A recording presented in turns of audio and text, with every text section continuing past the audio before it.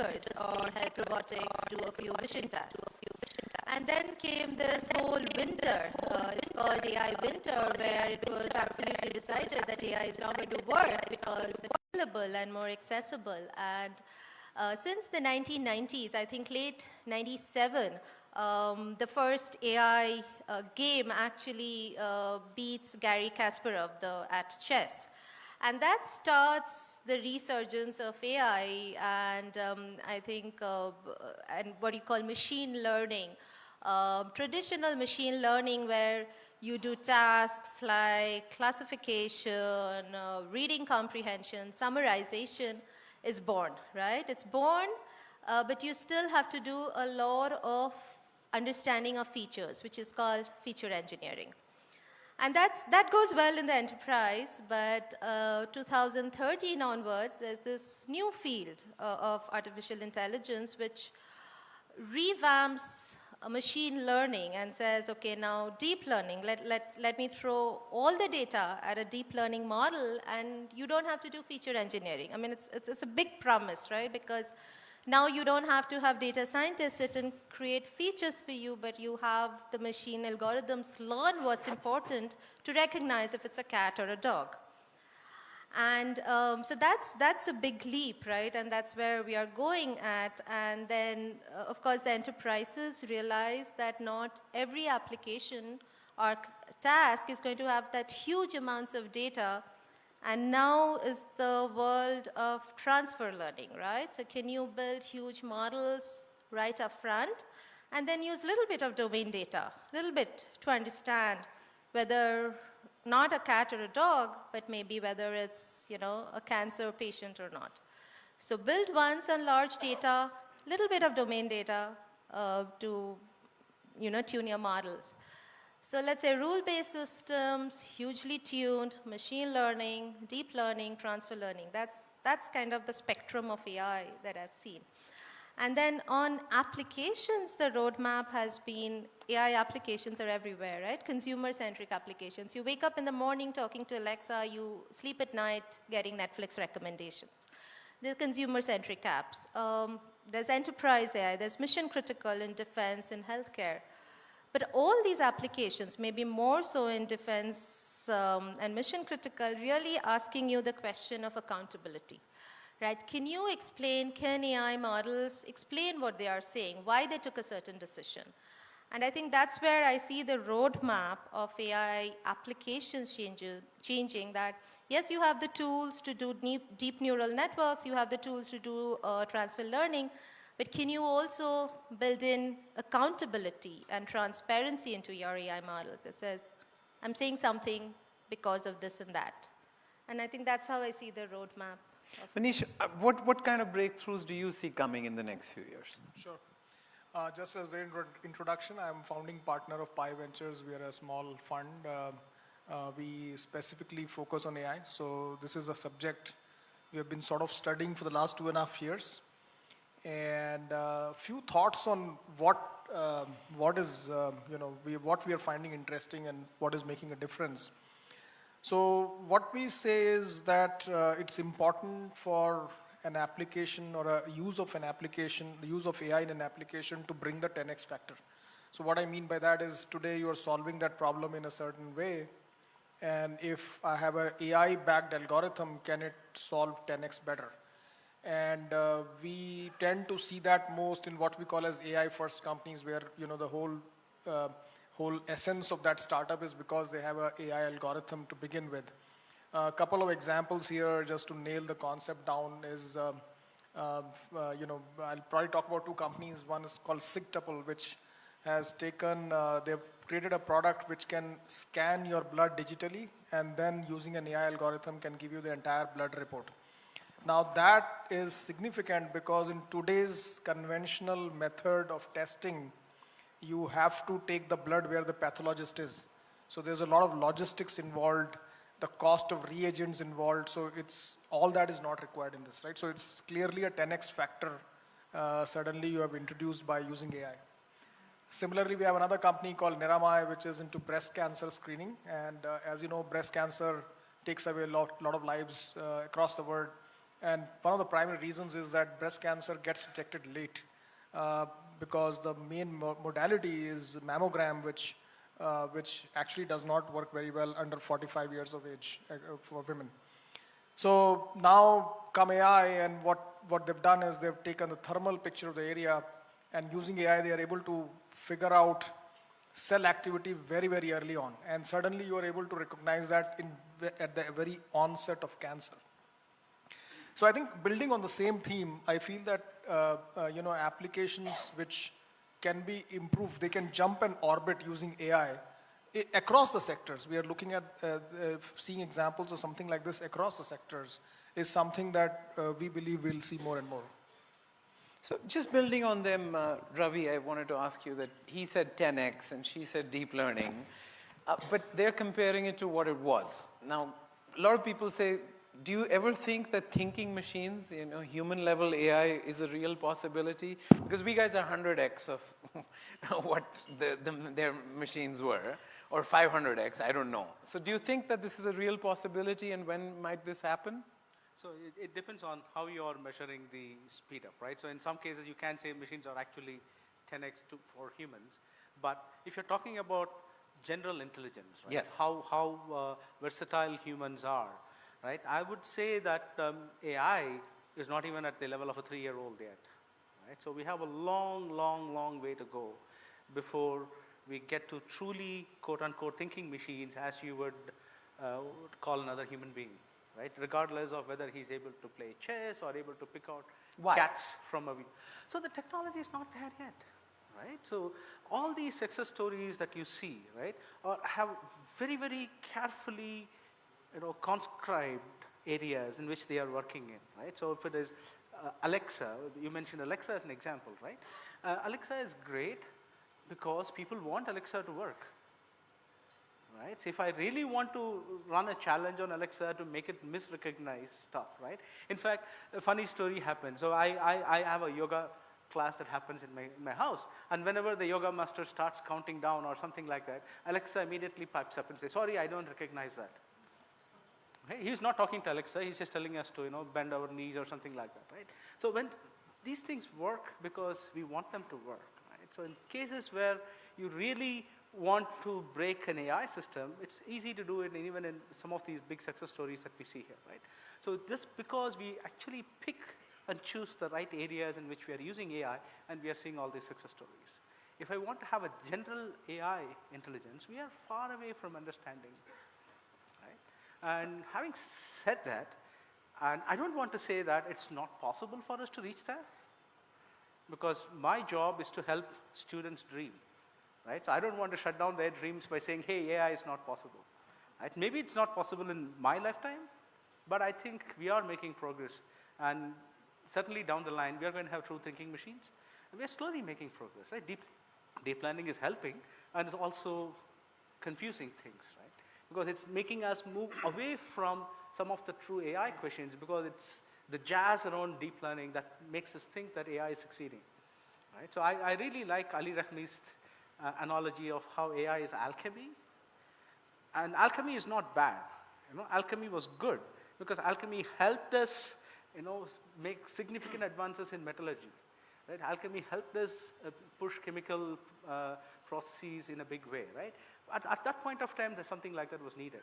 But then later on, there had to be another at least a century and a half of development in sciences when we could understand what alchemy was doing, right? So deep learning is just getting out of the alchemy stage now, right? So we still have a long way to go. So it's just a matter of time, but you think we can get there? Yes. You think? Amarjot, what about you? Do you think we're close to human level AI? So I agree with most of the stuff Professor Ravi said. I just want to extend a bit on that. So I think when we think about humans, we have the capacity to learn things one after the other and evolve and build on those concepts which we have learned as humans. So the AI systems which we have right now can only do very specific, narrow things. And if you, as Gargi mentioned about transfer learning, you train it on a certain system and then you adapt it to a different application, that's all it can do. But we as humans have the ability to continuously evolve and learn. So I think one thing which is really missing from our current AI systems is their ability to learn continuously and retain the information which they have learned a while ago. And I think that is the primary thing which is missing in the current AI systems. And if we are able to achieve that, we will be one step closer to achieving artificial general intelligence. And even after that, we have the capacity to make decisions which are kind of interpretable. We can say, well, we are doing this thing because of this. Most of the AI systems which we use lack interpretability. So they make certain decisions, but we don't really understand why they make those decisions, which is scary because we are starting to use them from autonomous driving vehicles, we use them for healthcare, we use them for financial transactions. And if we don't really understand why they are making certain decisions, the outcome can be catastrophic. So I think. No, so is there a missing piece in this puzzle, or it's just a matter of time? You know, Ravi says it's a matter of time, right? I mean, even Delhi is walking distance if you have enough time, right? So we'll get to there. Is that what the constraint is, or there is a piece missing here? So the learning part where the system needs to evolve one after the other as it sees the task, that is a matter of time. About the interpretability, there has been some work in solving that. And I'm hopeful that eventually we will reach to a solution using our current models or maybe some new models, but I think eventually we will get there. I think, yeah. So just to go back to the point about just a matter of time. So getting to Delhi from here is just a matter of time, but I know the path. Right? Okay. But in AI, getting to true intelligence in AI, I still say it's just a matter of time, but I don't know what the path is. No, but we know what human level intelligence is. So the destination is known. Are you saying we don't know the destination? We think we know, but it's not. It's not. So just elaborate on that. What do you Sure, mean? Okay, fine. So there are multiple levels at which you're going to define human intelligence, right? So there is a psychological level, and then there is a neurological level, right? So at the neuroscience level, we really don't understand how humans arrive at decisions, right? Okay. So there are a lot of theories in psychology which try to explain how human beings think, logic and reasoning and, biases. And a lot of studies have been done in that space, right? So we have some kind of an understanding, at least at that behavioral level, of how human intelligence works, right? But at the actual mechanistic level, how the neurons come together and fire in your brain so as to cause that behavioral effect that you see, right? That understanding is still missing. We are making progress, but we are even much more in infancy there than we are in AI. So that's. I think if I can, I don't think it's one single point, right? It's not Delhi. It's like a state. It's a continuum. So even that human intelligence, the true human intelligence, I don't think it's a matter of time. It's a matter of time in the sense that, okay, we are expecting that we have broken through some hurdles and we will break through some more hurdles, and then it becomes a matter of time, but it's not a path which is sorted. But in that continuum, some basic conversational skills which are slightly more open than what Alexa does today, that may be within the short. Did you want to add to that, Carnegie? So I think I just wanted to echo everything that we still don't know how humans learn. But the gap or the missing piece that I see could be, if I have to algorithmically define it, is a way to encode domain knowledge. And I think till we find that suitable encoding that can be done without a manual labeling effort, I think we are going to be not at that level. So because humans, you throw them here or you throw them at wartime, they will be able to pick up the domain knowledge instantly, right? I think we need to teach our algorithms. So encoding domain knowledge is one gap that I see. Okay. Let me shift gears here, and this is a question I want Shivna to answer, but after we hear Ravi and others, right? So what are the risks or threats that are associated with AI that we should be genuinely concerned about? I mean, I saw Elon Musk, maybe it must be an old statement, but he said it's like AI is summoning the demons and more dangerous than nuclear weapons or something. Are you in that camp, that this is a really dangerous? No way. So what are the threats that we should be concerned about besides Facebook? Manish is saving the best for last. Okay. So I actually wrote this in an article some time back. The biggest threat of AI is people rushing to the market with AI before it's ready. right? So it's not AI itself, it's people trying to get the first mover advantage and trying to push things out and using a technology that's not been tested and ready into more critical use cases, right? As a technology itself, right? I don't know what is dangerous or not about a technology. Nuclear technology is dangerous, right? So as a technology, AI has significant potential to do good and harm. No, that's the old argument that a knife can be used for murder and Sure. a knife can be used for surgery. But you understand what a knife is, you understand. I think the worry of people is we don't understand what AI is. Exactly. I completely agree with you on. That's why I said people rushing to use AI before it is ready, right? I think that is the biggest threat of AI. Without understanding whether you are handling What do a you knife, mean ready? without understanding whether you are handling a knife or nitroglycerin, right? So Do you have any thoughts on the threat or the concerns that people have? Are they dancing with ghosts in your mind? So I agree with Professor Ravi's comments. So an example of this is that we are trying to make driverless cars. So we know so algorithms know how to recognize the road. They know how to follow traffic signs, which are the easy bits. But what if there is a small kid which jumps onto the road? What do? Do you actually hit the person, the child, or do you actually drive off the road? And those are a lot of the issues which we don't have the answers to yet. And those are the concerns. Also, even recognizing known objects can be critical. As I said, we don't really understand the decisions which these models make. There's no interpretability over there. So they can actually make false decisions, and we can just take them on their face value because they don't actually give you any uncertainty. They just say, this is a car or not, take it or not, it's up to you. So I think those are one challenges. And also, most of the stuff which I do is focused on making defense-based applications. And have seen China's effort on making AI credit scoring system and targeting individuals who they don't agree with.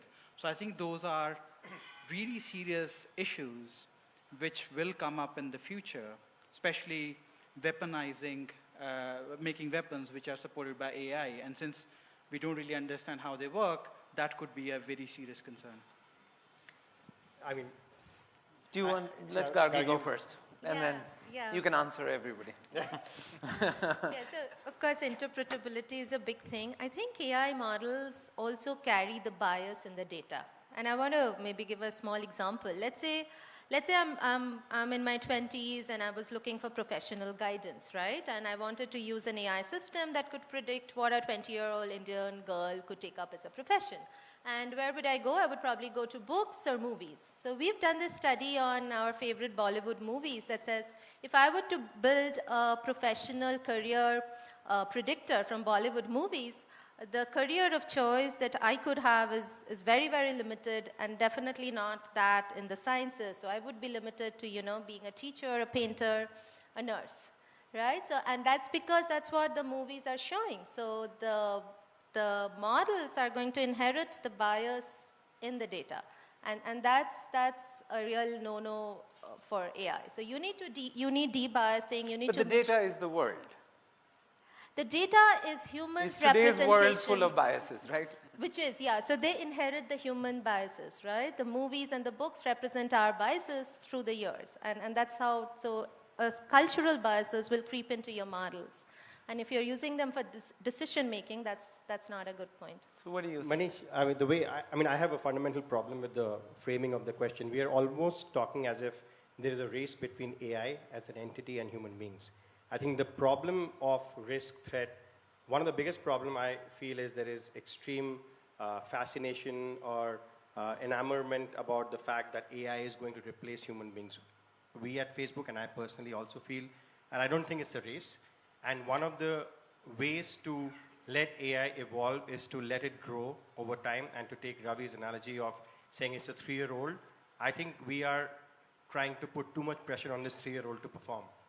And we have to let this 3-year-old kind of understand, recognize challenges such as biases in data, subjectivity in the way we create the features within an AI model, make sure those biases don't creep in, make sure the social biases don't creep in.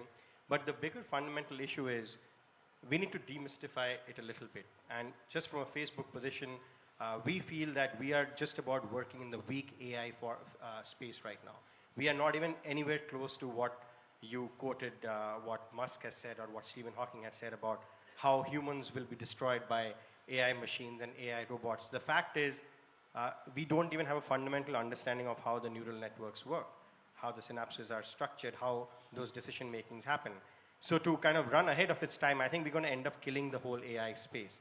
And I know you're itching to come to the regulation part. I will come to that in a second. But if AI is at such a premature, such a extremely young stage, I think to kind of impose, just because we are looking at the fascinating aspects of the application, is we're going to hurt it more. That's my problem, because the applications are very basic. So Alexa, all it is doing is recognizing voice. It is not doing any brain-led calculations. So for example, to mislead Alexa is very easy. You try talking to Alexa in a different accent than what Alexa has been trained in your house for the last 15 days, it will not understand what it's saying, or you're saying. So, I mean, and people think Alexa is the coolest AI invention, consumer invention. So application-wise, you can always have very fascinating inventions around it. Having said that, if at this stage, if you don't let this weak AI help you understand what strong AI could end up doing, you will kill it through regulation. And we feel that at this stage, the way AI technology is structured, the way the learnings are coming in, more than regulation, what you need is collaboration. And you need partnerships. You need much more joint venture work between academia, private sector, companies. And it is already happening. Just so that everybody knows, partnership on AI is like a global effort where all these companies, at least some of them represented here, and many academic institutions across the world have come together across 13 countries and 4 continents, where all research being done by us, at least Facebook, and also some of the other majors, are made public. All publications are public. We release data sets so that what we learn, we allow others to learn, and vice versa. Because at the end of the day, the way AI will evolve will not be some single person's monopoly. But we have digital monopolies. Yes. I mean, Facebook and Google don't have clients, they have hostages, right? I'm glad you raised that. So, very important. So, it's very why are you saying that my business will be a monopoly, but downstream will be open? It's natural, it's very fashionable to understand that, because those are built on a different technology. AI is what is allowing us to get better at our own restricted fields. But the core AI learning has to be shared to understand the technologies better. So what does Facebook use AI for? Very simple. Everybody will ask that question. Well, you're going to create another monopolistic product. No. We are actually using AI to improve where we are not able to perform. So whether it is in building better classifiers or helping people understand when they are getting tagged, etc. So these are issues which humanly today we cannot end up reviewing the billions of pieces of content that we see. AI can help us do that. AI can actually enhance human performance. It can create more exciting opportunities. And hence, that also goes back to the other debate that people say, oh, it's going to destroy human jobs. We do not think so. We think human productivity will be Let me come more. to the jobs question. Ravi, are you buying what he says, that AI is more open architecture by definition? It's much more collaborative than the traditional world. It has to be there. There would be a birth defect if AI was a closed system and a monopoly. Sitting in academia, unless the industry is open, right? So we'll be left far behind in the race, because AI requires significant volumes of data to, show quantum improvements in, right?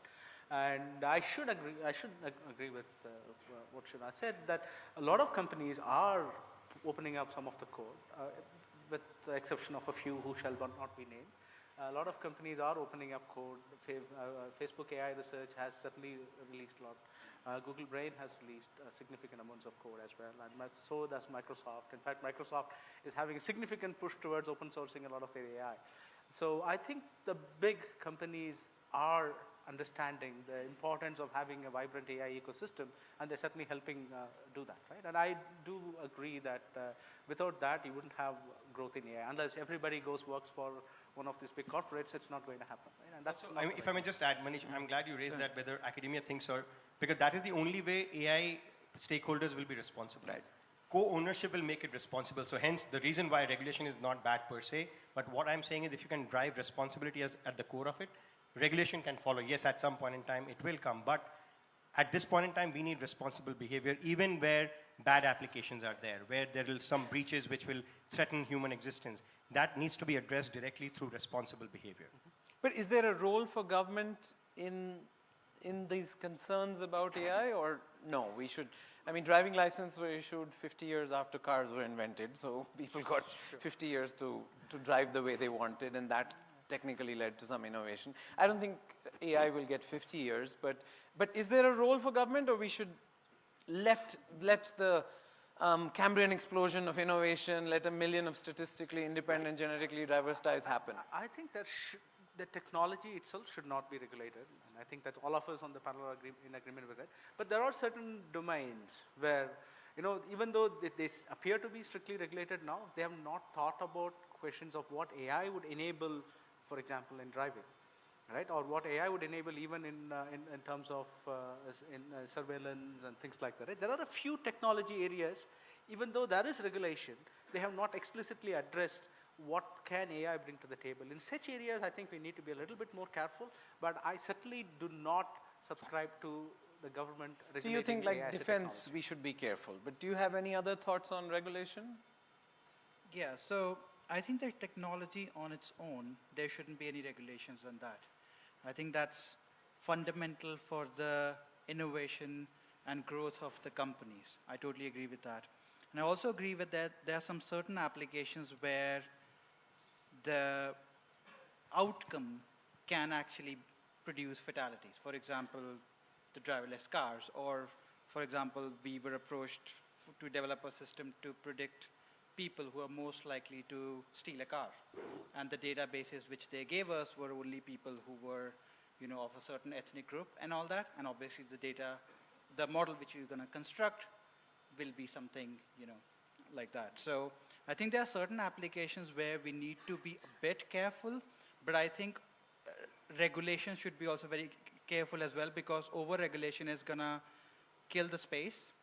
And so I think they need to go hand in hand, but very carefully. Manish, you have thoughts? I think it's, in my view, regulating technology is a bad idea, because whatever the technology will produce will probably land in a space which is regulated already. So if I'm doing, let's say in healthcare, I'm coming up with a new way to do breast cancer, I just can't go to the hospital and start testing patients. I have to jump a few hoops to get there, and so on and so forth. Having said that, there are certain areas which are getting possible which were not possible before. For example, self-driving cars. So I think there, again, providing some framework, regulatory framework on the application, the outcome of it, rather than putting on the technology, would be a better approach, in my opinion. So how do we address concerns without, so bad regulation, good regulation, how do you address, we don't live in an economy, we live in a society, right? And people do dance with ghosts, people do worry about the future is unknowable. So how do we address concerns without stifling innovation? So one of the first things, just to continue with one thought on role of government, and I'll come to concerns, is one of the key roles of the government is to identify the problems that AI can solve. And I think Niti's report on AI for India is a very good report, which at least tells you which are the sectors where AI applications will help solve the problem. Now, having identified those problems, and let's say some Manish's investee companies come up with a solution, then you have to see the potential downside of the risk. Health data or misuse of it, that's a different, there's a redressal for that already. So idea is, unless you identify the problem which you want to solve, we're already jumping to concerns that those problems will eventually throw up. So my point is, let's not put the cart before the horse. Let's understand what is it that AI can solve in the Indian context. And I think the government's approach on identifying social sectors has been a very prudent one, because I think whatever the state of AI learning is in the industry and academia, they can solve those fundamental problems. So for example, monitoring of health data and then solving for certain predictive illnesses is a possibility. Education, again, a huge thing, using NLP and understanding local language problems, and in some ways having a universal approach to curriculum development. Now, if you say, oh, if we do this, the concern could be that children could be exposed to XYZ, but that is not what AI is trying to solve. AI is trying to solve identified problems with identified paths to those solutions. I think there's a bigger opportunity to solve the problem than just worry about the concern right now, and those concerns There are ways and avenues. We are talking about data protection law. There are ways to control those aspects. Like you said, the sectors are regulated themselves as well. Okay, last question before. Can I? No, so all of us are agreeing with each other. Just for a variety, I'm just going to disagree. Not that I believe in what I'm saying, just to give a counterpoint, right? So one argument for regulating technology itself, if the technology is there, somebody is going to use it. Like editing, like the CRISPR techniques for editing and making designer babies, right? So maybe we should worry about some such technology as well, So maybe it shouldn't fund things that could have potentially a very, very significant drastic downside to it. I mean, the human nature being what it is, once the technology is there, people might find ways of, No, but I'm not sure I agree with that because I think even I don't agree with that. I just wanted to I'm not sure I agree with the lack of regulation. I think there are 4 cases for regulation: externalities, information asymmetry, consumer protection, and market failure. You should have regulation when one of those 4 situations, and there are many potential situations with AI which fit that criteria. So I'm not really on his boat right now. But 2 of the 4 that you said already have avenues for it. Consumer protection. Data protection would be one. Externalities? Externalities, so the country has to think about it. Right. So vis-a-vis China, you need to think about it. But the country has all right to do that from an externality Information point asymmetry? Sure, but the fact is there are avenues to do it. To curb on AI as a technology is what is being debated here. It is not about whether you can address consumer protection with existing or non-existent laws. You can. That's what I'm trying to do. Okay. So just before we open it up to the crowd, do you think that there'll be massive job disruption, economic disruption, or are these concerns overhyped? If all of you could quickly give your take. Do you think that this whole people's worrying about jobs and economic destruction of AI, is this hyped or is this real? So technology revolution is not new. It has been happening over decades. But there is something unique about this technology revolution. And that is that usually when a technology revolution happens, jobs are displaced from one field, go to another field, and the people who lose their jobs go to the other area. But the thing is, like, the AI systems which we are developing have the capacity to also do the jobs which we are displacing. So the short answer is, I don't know. We'll just have to see how much of those jobs they can actually take over. So Ravi? Yeah, so again, I kind of agree with what Amarjot said. So technology disruption and change in the mix of job profiles has always happened repeatedly, right? And at this point of time, Is it bigger? Is it faster? Is it scarier this time?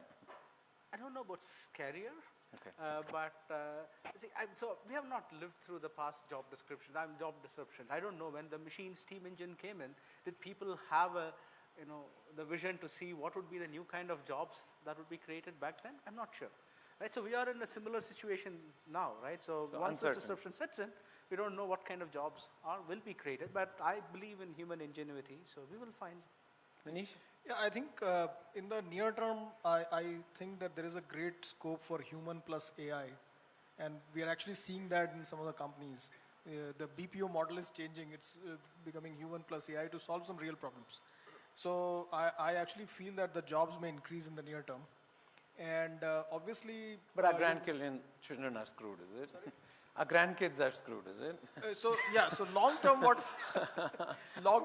will happen is still to be seen. But one thing is for sure that the skill set needs to change. You cannot be just doing what you were doing before. So that displacement will happen. I think same. Human plus AI is where I see it going. Jobs will change. I think repetitive menial tasks may be done by AI, robotics, and the kind. And we do the more interesting thing. I think it's a win-win for us. Yeah, more involved reasoning kind of jobs. So Manish, you're an economic historian. I know you like to quote history. So when automobiles got invented, obviously somebody who made the horse cart went out of job. The horse rider went out of the job. Horses went out of the job. But it didn't deter from GDP to grow. So technology is never GDP restrictive. That's the way I look at it.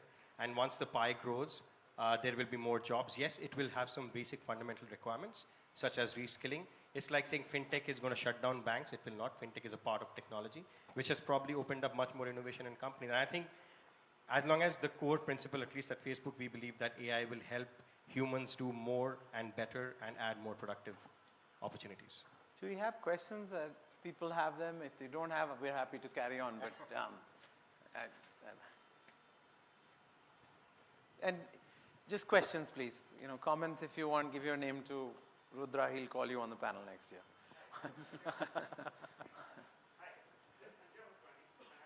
Scientist from British Telecom, and I work in the same thing. I have taken multiple guest lectures on AI and this. But the major questions which comes from most of the people are, AI is for good. Even Microsoft logo say AI for good. But then there are negative things as well with AI, like terrorists are using it, governments, defense is using it. How do we control it? That is, do you have any thoughts on that negative implications? Or is it left on governments or the people who are doing that AI? So asking, should people self-regulate, is it? Yes. I think that's for you. So if I may give you an anecdotal example. So I was a journalist. I covered 26/11 at the Taj when the terrorists attacked. So you could be on either side of history to say live television reporting helped you to know more, or live television helped terrorists to orchestrate the attacks better. So industry ended up self-regulating itself. So I think responsible behavior and self-regulation is going to go far ahead than the government clamping down, saying shut down live television and when terrorist attacks happen. Yes, sir. You in the back of the mic, then gentleman here. Go ahead. Hello. Hi. I'm Rahul, and my question is, most of the time panel as well as media discuss about, like, can AI beat humans or not? But if we think about when humans were surpassing all the animals, let's say they were never as strong as elephant, they were never as strong, they were never as fast as a tiger. So the question is very simple, that AI really need to mimic humans, or it can surpass even without touching humans or humans' quality. What I mean to say, like, is it really a question that AI can surpass humans, or AI can take a very different route, because it's very much connected to the network where it never mimic humans, but it can become more powerful than humans. Does anyone don't take it? Yeah, so for narrow applications, I would say AI has surpassed humans, right? So we can do a lot of, AI systems can do a lot of things much better than us. But the question is that if you want to make a unified system which can do a lot of things together, then we need to take some sort of inputs from human intelligence. But I don't think so that we really need to mimic humans as such to design efficient systems. I'd like to add to that a little bit, right? You have heard of some of the big success stories like AlphaGo, right? So one of the things that was pretty unique about AlphaGo is that the way it played Go was very dissimilar to how humans play Go. In fact, some of the moves it used were specifically discouraged to beginners. You know, when they're trying to learn to play Go, you're told not to make those moves, but AlphaGo found a way to win by making those moves, right? So in some sense, you know, given enough degrees of freedom, the AI systems are going to evolve in slightly different ways than humans. But as a starting point, you know, for trying to structure solutions, it's at least good to know what are the problems that humans solve in order to build general intelligence. Maybe you don't end up solving it the same way they do, but there are certain steps along the way that humans achieve for solving general intelligence. It's good to know that. So Did you want to add something, Gargi? Yeah, I think a different example, right? Doctors and AI, right? Is AI going to replace doctors? Not in the next 1,000 years, right? But what it can really help doctors do is sieve through, let's say, millions of diagnosis reports and place forward, 10 possible cases where the doctor then has a call that which is the case that I can relate to. So I think assistance is what I would say AI is going to help in going forward, and not really replacement or mimicking. Yes, sir. Gentleman who has the mic, and then in front after that. Thank you. My name is Ameya Naik. I work with Tata Sons in the Office of the Group Economist. I want to take Manish's question about jobs and just refine it a bit and throw it back again, right? So let's make this India specific. Given what we know about our workforce, given that we know that the general level of skill or education in our workforce is quite low, 77% are earning less than 10,000 a month, 85% are in the informal sector. So before we start talking about how, introduction of AI or other technologies will require reskilling, where do we place this sort of bottom 2/3 of our workforce in a world of employment where AI is a significant part? Go ahead. Actually, Manish is the best person to answer this question because he has written extensively on this. And if I may steal a thing from his lexicon about India has a wage problem, does not have a job problem. So The question you're asking is how to fix the wage issue. And I think that is a more fundamental core economic problem. That's not an AI-related problem. I stand on the side of the debate where I think AI can help unleash a massive set of opportunities where AI will never exist in isolation. It will need a lot of support services kind of a industry. So diagnostics could be one of them, which is where the value accretion can happen. But I would let Manish do the analysis. I do agree with him that it's a more fundamental economic / social problem. Yeah. So, I mean, I'll just spend a second. India has a productivity problem. Half our labor force produces 13% of our GDP, right? Now, the question is, why? It was not God's will that it should take 72 years for 1.2 billion Indians to cross the GDP of 66 million Britishers, right? We're crossing England's GDP this year. So the question is, does AI help productivity as Carnegie believes, or do people believe that it'll kill us because it's so much more productive than us? I think the future is unknowable and we can't predict it. But as we are so far from the productivity frontier in India that I think we don't have to worry about this at this stage. Can I give you one example which recently happened in one of our companies? So in our breast cancer company, what happens is the detection of breast cancer has become very automated with this product that they have. And they ran camps, they do run camps in different places. And they need people to just sort of do the basic thing, right? Prepare the woman, take a picture, press some buttons, etc. So they recently did with a big cab company, and a lot of wives of the drivers were actually trained for a week, and they became the operators for those camps. And that is a kind of reskilling with technology. If it can help you lower the bar of what you need to learn and still be useful, I'm hopeful that some of those opportunities will become more scalable and available. Yes, sir, you had a question, sir. Rakesh Sood, I wanted to bring an analogy because let's say if you look at lethal autonomous weapon systems today, you start with human in the loop. Let's say today's Predator drones with firing Hellfire missiles. Then you have a system where it is human on the loop in the sense that the decision is taken automatically, but if the human being wants, can intervene. And the final stage, which has also emerged with swarms and things like that, is human out of the loop, because the decision-making times are such that the human beings cannot react efficiently. So does this kind of an analogy fit somewhere in terms of regulation of technology as you were talking about? Yeah, so the analogy is good, but the industry was so different. AI will not necessarily follow that path is what we understand. We are not even at a stage where we are disconnecting the humans and AI. All we are saying is AI is being a complementary effort. It's not about to replace human beings. One of the data points that I looked at, we tag about 700 million images every day. It cannot be done humanly. But we want to do it. So it's a productive output as an organization, as an entity. So it is not to replace anybody. We couldn't have put human beings to do 700 million images on a daily basis. But I think if you go by the weapon systems analogy, it had a different purpose altogether. I don't think weapon systems were ever looking at solving social problems. Well, they didn't, right? They caused more social problems than solving it. I think AI will follow a different path because it is intrinsically linked to solving for society. This is what we know of as of today. You're right. AI application in the weapon space, it's a different ballgame altogether. No, but the point was that technology, once it is there, will get used. I think that was also something that was said by somebody. And that may be a right time to talk about regulation at that point in time. So actually, I feel that that's where some of these practices become important. So in some of our companies, we are seeing that the system can actually autonomously work pretty well. But you still have a human supervisory effort where the outcome can be critical. You want to say something? Well, the point I was going to make was, for a long time, we are going to have a human in the loop, if for nothing else, for liability purposes.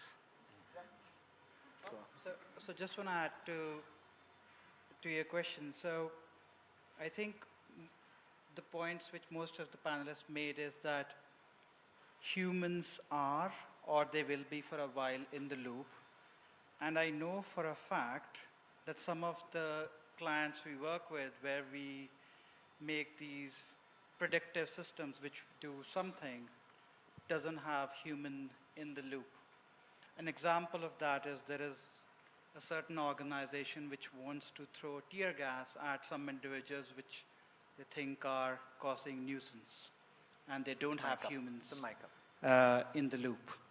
So I think those are the kind of places which worry me a bit, and regulation is definitely needed for those kind of situations. But it's difficult because most of the time these kind of applications are being used by governments, and it's very difficult to regulate. I don't know what the good answer is, but I know for a fact that humans aren't always in the loop. You want to add something? Or any other questions? Because we have a few more. Yes, sir, you're there. Take the question here and then I'll take closing comments.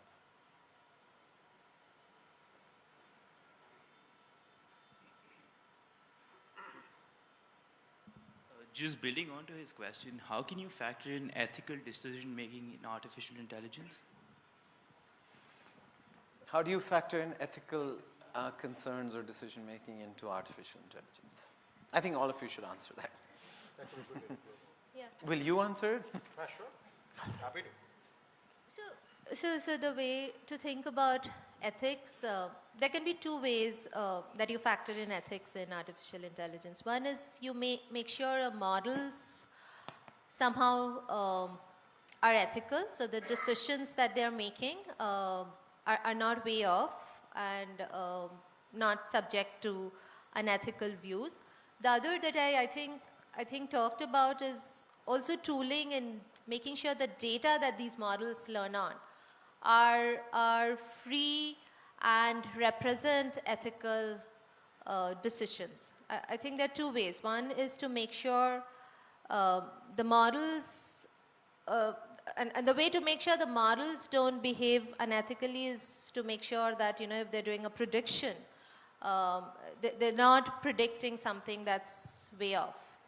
Shivnath, we only have a minute, so everybody has to. Sure. I mean, on just the question of ethics, I think if you dig into the research where all this collaborative responsible behavior is happening, each of the companies have its code of ethics. And there are fundamental principles like transparency, fundamental principles like maintaining data privacy of users, not to use it for anything beyond their terms and conditions. So I think all companies have it already. They are working on it, but it can get better. And that's why responsible behavior and partnership on AI is a good effort to achieve more of that. It's a tough question, actually, and tough problem to solve. But there is no technology answer to it. I think it's the practitioner's answer. So you have agreed to what you said. I think you need to have a code of ethics, follow it, just like you have other code of ethics for other technologies today that you're developing. So Media Lab, MIT Media Lab ran this model machine experiment where they asked people about, okay, you're in this car and there is a pedestrian on the road. Do you kill them or do you kill the passenger? What do you do and how do you save yourself? And the differences, the answers were significantly different over geographic and cultural divides, right? So what is ethical? Right? So behaving like a Chinese is ethical or behaving like an Indian is ethical? It's a very hard question to answer. Okay, our time is up. It was a great discussion. I would only sort of, one of my favorite historians at Harvard is a guy called Richard Armitage. He always warns against a disease called presentism, where you believe that your current circumstances and current challenges are so unique and have never been faced by anybody before. So I hope you keep presentism in mind as we think about artificial intelligence. But thank you all for coming, and thank you to my panelists.